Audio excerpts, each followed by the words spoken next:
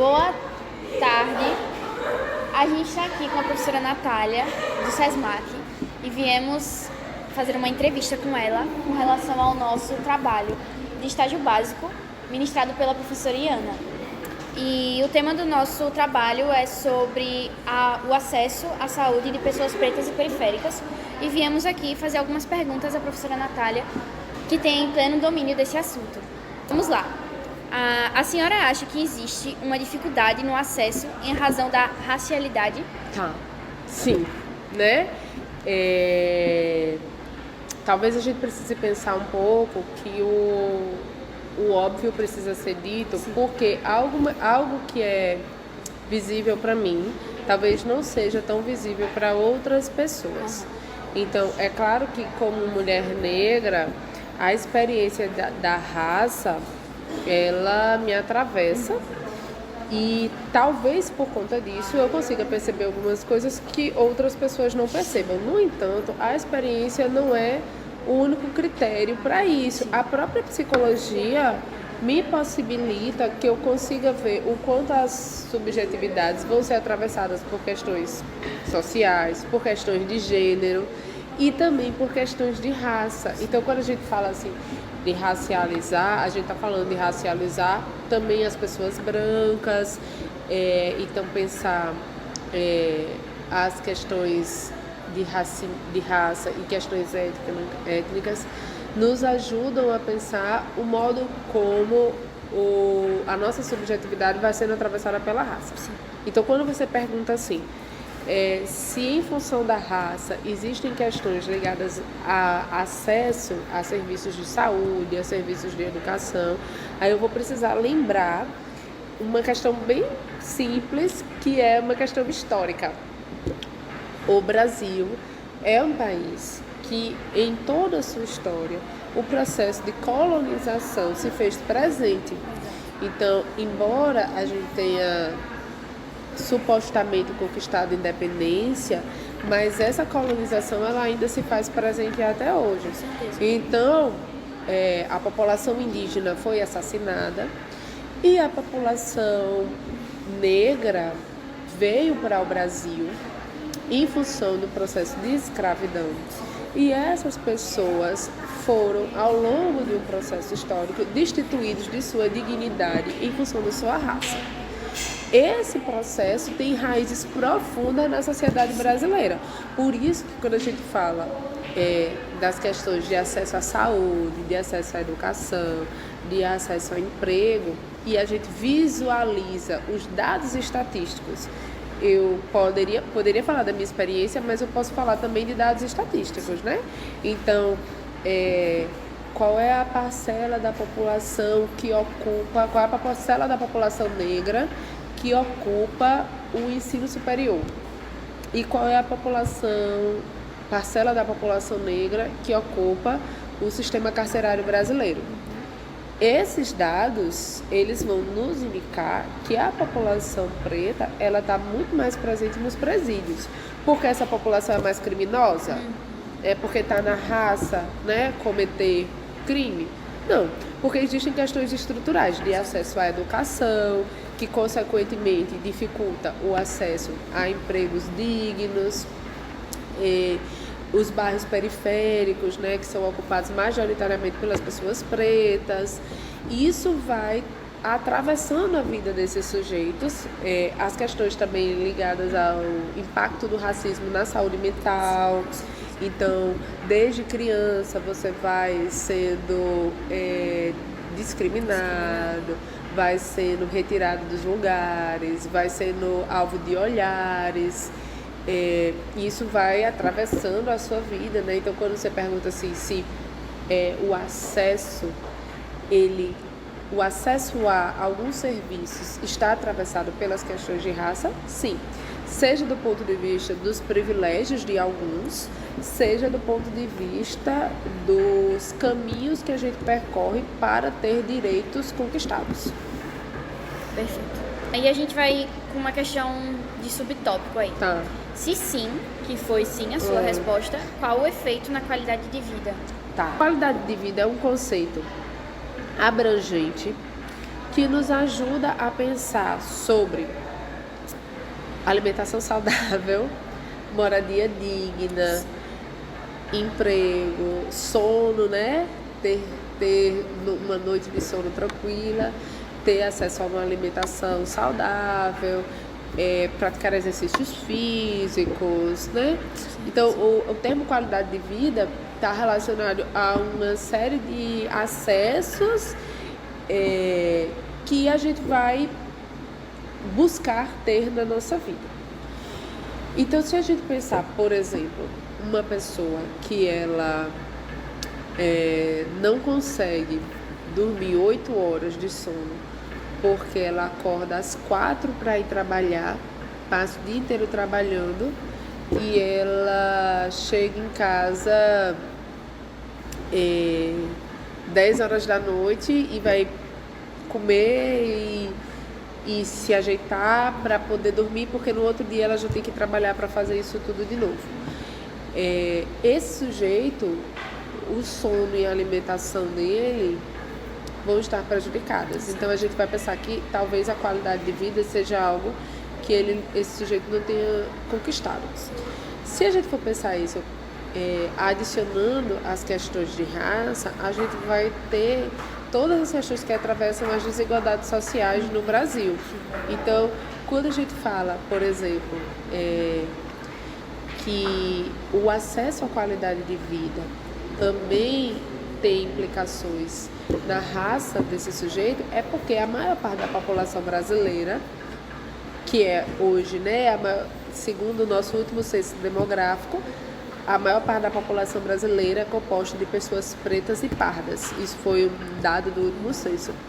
Então, a maior parte da população brasileira tem sido atravessada pelas questões de raça e, portanto, as questões de qualidade de vida também precisarão ser pensadas a partir disso. Porque, por exemplo, os dados sobre violência, eles também têm dados mais alarmantes das pessoas negras, né, como vítimas da violência. Então isso vai implicar. Tem uma coisa assim sobre qualidade de vida que impacta muito a subjetividade da população negra, que é o quanto a rua pode ser perigosa, porque o racismo ele nos atravessa de tal forma que o espaço público é um espaço perigoso, porque você pode sofrer racismo se você estiver no shopping para comprar alguma coisa, o olhar do aqui você não deve estar, né? Então isso vai impactar obviamente a qualidade de vida do sujeito, né? E tem um detalhe também sobre raça que é importante falar, que no Brasil, quando vocês estão falando, você falou no título, né? Pretos e periféricos. É porque no Brasil, classe e raça estão entrelaçados, né? O Gilberto Gil tem uma música que ele fala, né? Quase pretos de tão pobres. Então, a população pobre no Brasil também é a população negra, né? Em sua maioria é a população negra. Então, essa coisa da raça e da classe, né? Ser pobre, ser preto, negro, também tem implicações muito fortes. Próxima pergunta. A senhora acha que o direito à saúde é igualitário? O direito à saúde é igualitário, o acesso não. Se a gente pensar, exemplo, na Constituição brasileira, tá lá, né, o direito à saúde. Mas o acesso à saúde, ele é diferente, né? Porque o acesso, ele não é igualitário, porque as pessoas vão ter mais dificuldades para alcançar determinados espaços. Vou dar um exemplo só sobre saúde. Existem dados alarmantes sobre violência obstétrica. Nos dados sobre violência obstétrica é sinalizado que as mulheres negras sofrem mais violência obstétrica do que as mulheres brancas. Significa que nos espaços de saúde, essas mulheres são vítimas de racismo, pelo imaginário social preconceituoso de que a mulher negra ela aguenta mais dor que a mulher branca. Então, quando a gente está falando, por exemplo, de dados de violência obstétrica que atravessa mais a mulher negra, a gente está falando, por exemplo, de anestesia, que ela tem que pedir muito mais do que a mulher branca, de que é esperado que ela aguente dor, que é esperado que ela seja uma boa parideira, porque as mulheres negras têm muitos filhos. Então, essa violência que acontece no espaço de um serviço de saúde, ela é uma violência que ela está enraizada no racismo. Sim. Acesso à saúde, visto pela questão da territorialidade. Tá. O lugar que a gente vive, ele diz de nós, e o lugar que a gente vive, ele diz dos espaços que a gente pode usufruir. Sim. Né? Então, quando você fala território, e a gente que mora em Maceió, eu penso, por exemplo, mobilidade urbana. Sim. Né? Então, quem é que consegue circular com mais tranquilidade na cidade? Quem mora no Benedito Mendes ou quem mora na Ponta Verde? Então, quando você fala assim de território, eu penso assim, o que é que a gente tem na nossa cidade? Então, a gente tem serviços de saúde, a gente tem serviços de educação, a gente tem serviço de transporte público, água, energia, né? Tudo que nos garante a nossa vivência ou sobrevivência nessa cidade. Esse território também vai ser atravessado por particularidades com relação à saúde. Dengue, questões de vírus, né, que circulam pela cidade, questões que vão nos mobilizar do ponto de vista do território e que vão atravessar a nossa saúde, né? Então, o território, ele nos atravessa. E aí, pensar o pertencimento, né, a esse chão é também pensar como é que esse território pode visibilizar a história e a cultura do povo preto. Sim. Porque, veja, se a gente pensar Alagoas, do ponto de vista da cultura de resistência, é fundamental para a história do Brasil e do mundo, porque aqui em Alagoas você tem o maior exemplo de resistência negra, que é o Quilombo dos Palmares, que é do Pernambuco para Alagoas, mas a sede fica em Alagoas. Então, quando eu estou falando de território, e eu estou falando de Alagoas, e eu estou falando de raça, eu tenho que lembrar que a história negra em Alagoas precisa ser visibilizada. Sim.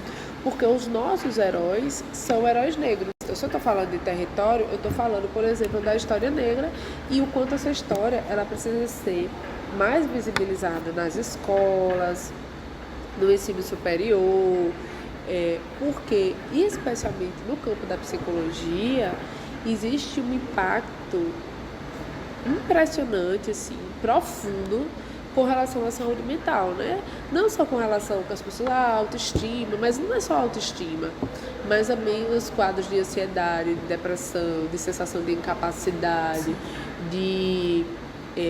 do quanto esse sujeito vai sendo penalizado por não conseguir alcançar seus objetivos de vida. Então, se a gente está falando de território, a gente tem que pensar nessa história de resistência da população negra e o quanto essa história pode ser de inspiração para as pessoas negras e brancas desse estado, de que o racismo precisa ser combatido cotidianamente. Próxima pergunta. Como a senhora acha que a pobreza afeta na noção de dignidade? Porque a dificuldade de acesso a serviços em função da pouca possibilidade financeira, da vulnerabilidade financeira, muitas vezes indica para esse sujeito que ele não tem o direito de ter estes serviços, né? Então, quantas vezes a gente acha que aquilo que é público tem menor valor, o que é um erro? Porque o bem público, né, o serviço público, ele tem que ser prestado a partir de um serviço de qualidade. Então, muitas vezes a pessoa não ter como pagar por os serviços acaba fazendo com que haja uma representação social de que o fato dele não poder pagar pelo serviço implica que ele tenha menos direito de usufruir de um serviço de qualidade do que alguém que pode pagar. Perfeito. Então, quando a gente diz assim que a pobreza ela traz esses impactos, a gente está falando de um problema de classe, né, no Brasil, que as pessoas que não têm dinheiro também precisam ter acesso a serviços de qualidade. Haja vista o quanto a gente tem discutido sobre a importância do profissional de psicologia estar disponível para todas as classes sociais, independente da pessoa poder pagar por isso ou não, né? Independente da pessoa ser pobre ou não. E puxando esse gancho, a próxima pergunta é se você trabalha com a psicologia racializada. Tá, sim, eu trabalho. E preciso dizer que eu trabalho com essa psicologia racializada não somente porque eu sou uma pessoa negra. Porque eu entendo, inclusive, que o racismo não é um problema das pessoas negras, é um problema das pessoas brancas ou é um problema de toda a sociedade, né, do Brasil e do mundo.